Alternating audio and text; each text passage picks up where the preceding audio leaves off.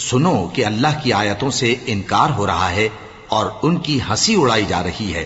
تو جب تک وہ لوگ اور باتیں نہ کرنے لگیں ان کے پاس مت بیٹھو، ورنہ تم بھی انہی جیسے شمار ہوگے۔ کچھ شک نہیں کہ اللہ منافقوں اور کافروں سب کو دوزخ میں اکٹھا کرنے والا ہے جو تم کو دیکھتے رہتے ہیں۔ پھر اگر اللہ کی طرف سے تم کو فتح ملے تو کہتے ہیں کیا ہم تمہارے ساتھ نہ تھے، اور اگر کافروں کو فتح نصیب ہو تو ان سے کہتے ہیں کہ کیا ہم تم پر غالب نہیں تھے اور تم کو مسلمانوں کے ہاتھ سے بچایا نہیں۔ اب اللہ تم سب میں قیامت کے دن فیصلہ کر دے گا، اور اللہ کافروں کو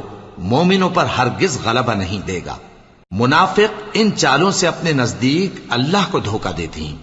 یہ اس کو کیا دھوکہ دیں گے،